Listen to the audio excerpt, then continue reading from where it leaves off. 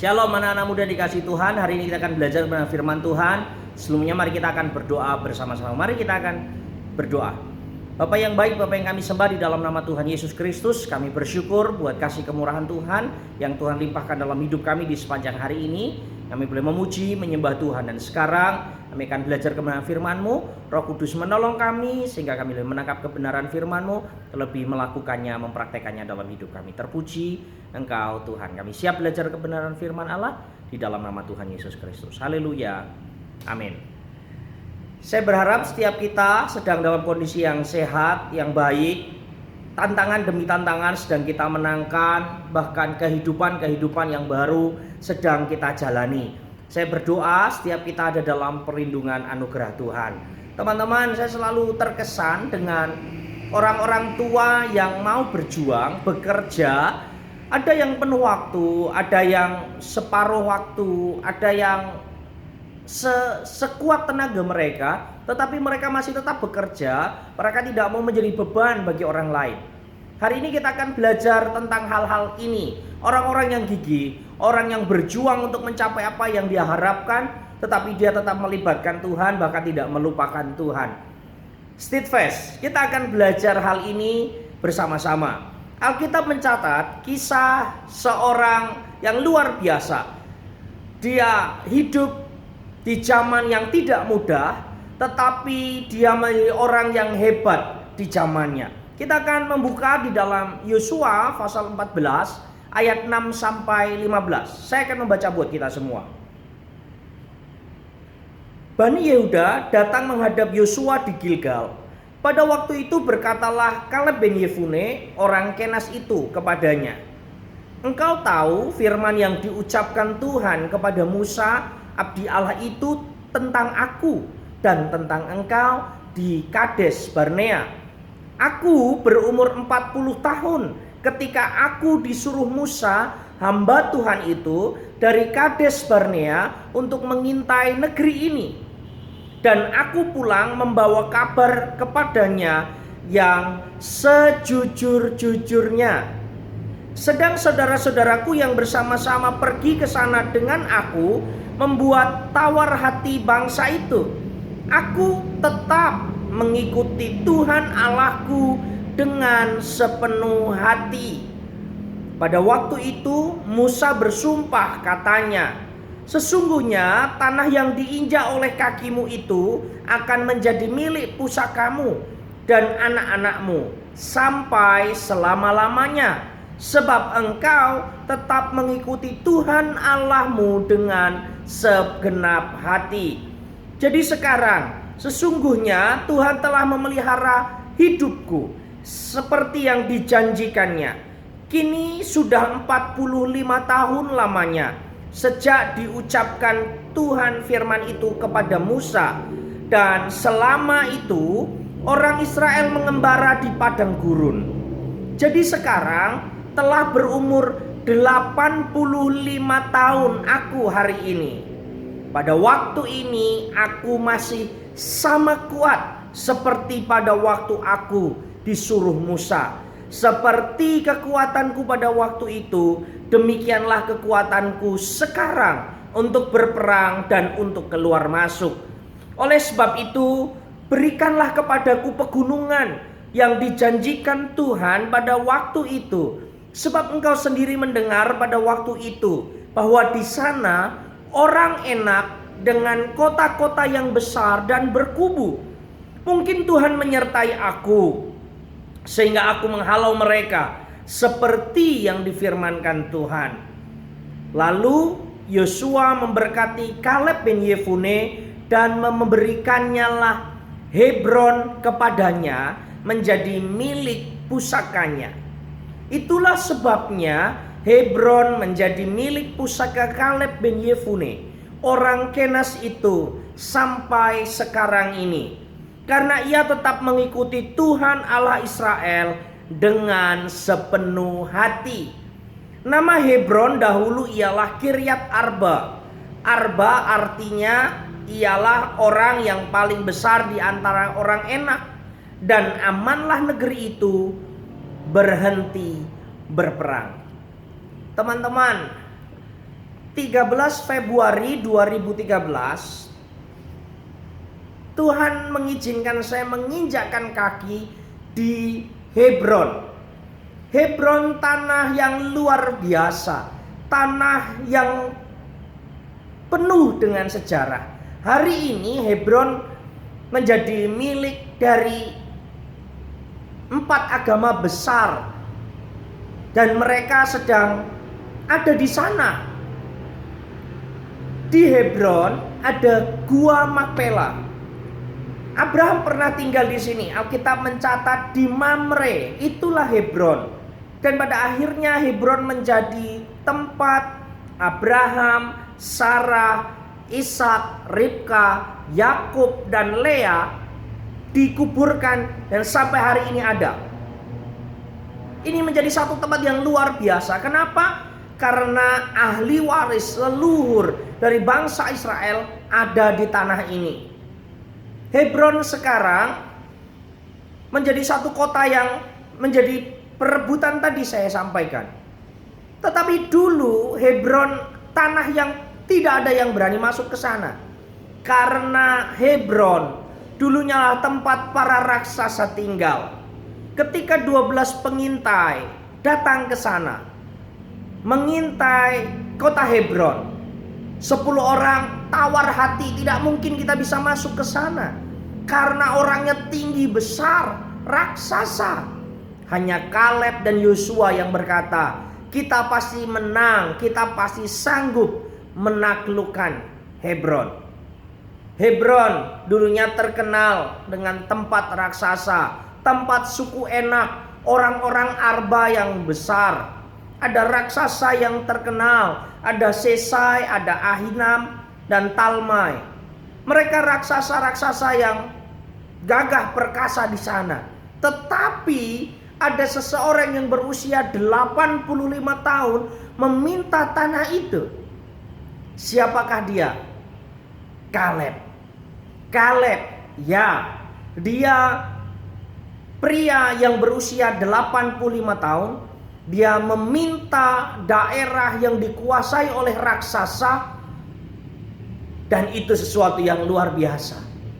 Mana mungkin dia bisa, tetapi dia berhasil menaklukkan Hebron, dan Hebron akhirnya menjadi milik pusakanya. Siapa Kaleb? Seperti apa dia? Alkitab mencatat tadi, ketika Kaleb diutus untuk mengintai daerah ini, di ayat-ayat tadi disampaikan bahwa dia mengintai dan memberikan informasi sejujur-jujurnya. Dia orang yang jujur dengan apa yang dia hidupi. Dia orang yang jujur dengan apa yang sedang kepada hal-hal yang ditugaskan kepadanya. Dia jujur dengan hal-hal yang harus dipertanggungjawabkannya.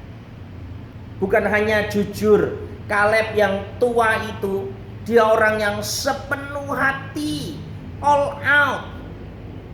Ketika dia bertemu dengan tantangan, dia tidak menyerah, tapi dia memikirkan bagaimana caranya. Dan dia tetap optimis, dia berkata, pasti bisa, pasti sanggup.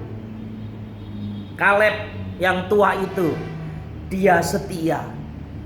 Setia mengiring, setia menanti janji Tuhan, setia memegang janji Tuhan, bahkan setia mengerjakan bagiannya.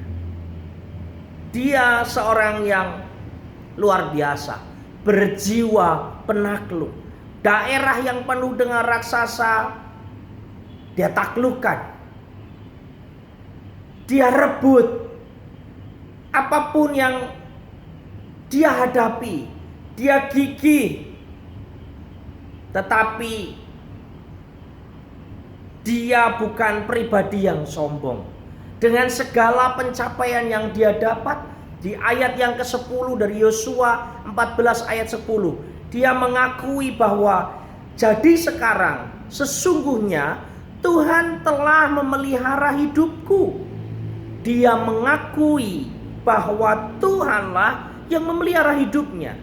Selama 45 tahun sejak dia mendengar firman, sampainya dia mendapatkan Hebron. 45 tahun dia ada di sana. Dia mengakui bahwa itu bukan karena kuat gagahnya, tetapi karena pemeliharaan Tuhan. Bagaimana dengan kita? Apa yang sedang kita taklukkan hari-hari ini? Mungkin kita sedang menaklukkan pekerjaan, mungkin kita sedang menaklukkan studi. Kalau Kaleb menaklukkan Hebron, kita sedang menaklukkan apa?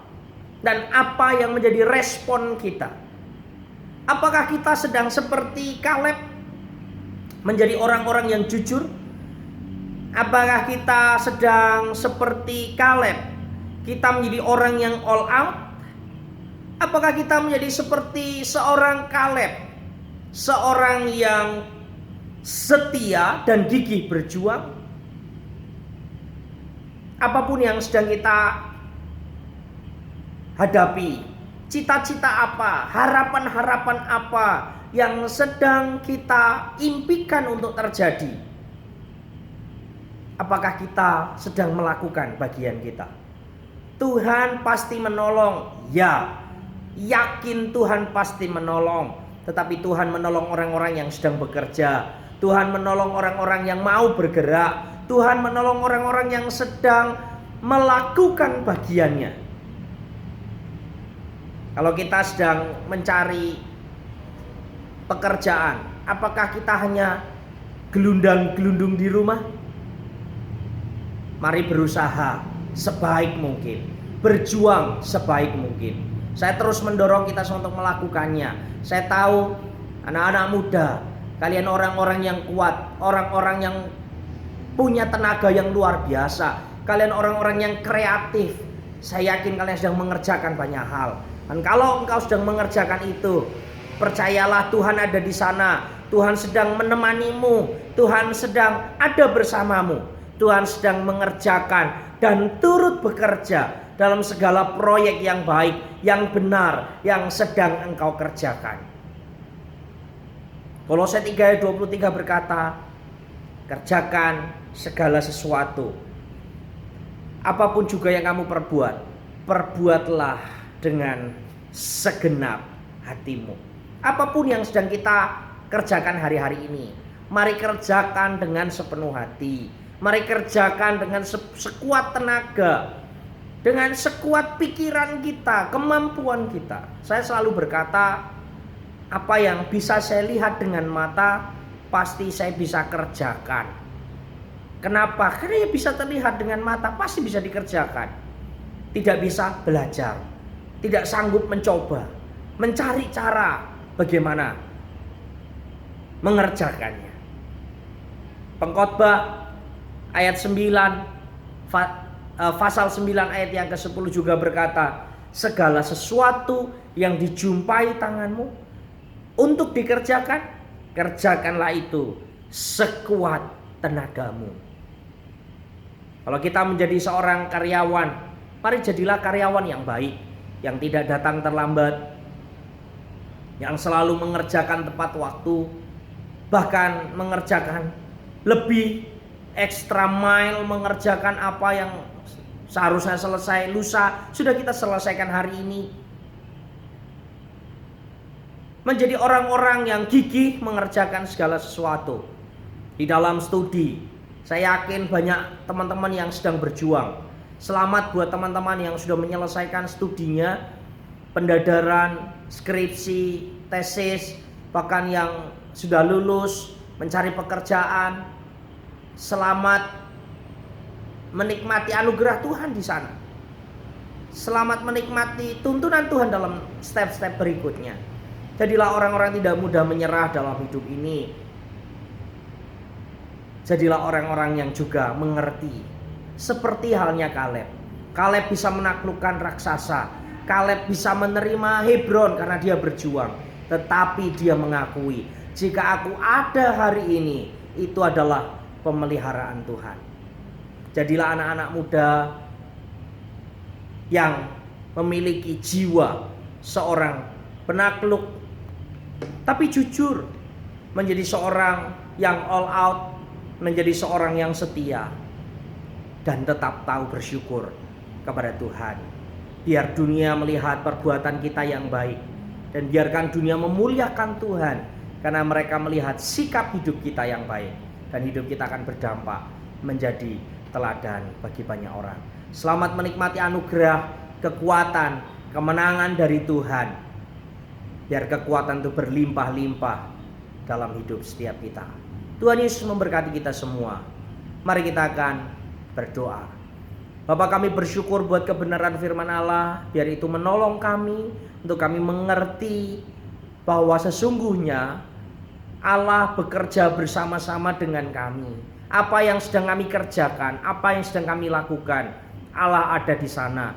Kalau kami bekerja melakukan segala sesuatu dengan sepenuh hati kami, Engkau Allah yang melihatnya dan memberkati. Sebab itu mampukan kami untuk kami menjadi orang-orang yang jujur, mampukan kami menjadi orang-orang yang all out, jadikan kami orang-orang yang setia, dan kami juga melibatkan Tuhan. Sehingga ketika kami menyelesaikan segala sesuatu, meraih apa yang kami impikan, kami tahu bahwa itu semua berkat pertolongan Tuhan. Terima kasih Tuhan, kami bersyukur buat kemurahan Tuhan. Biar berkat kasih karunia yang dari Tuhan, berkat di dalam nama Bapa, Putra, dan Roh Kudus, yaitu di dalam nama Tuhan Yesus Kristus, akan menjadi bagian hidup kami hari ini sampai selama-lamanya. Kami terima berkat Tuhan, dan kami terima berkat firman Tuhan dalam nama Tuhan Yesus Kristus. Haleluya. Amin.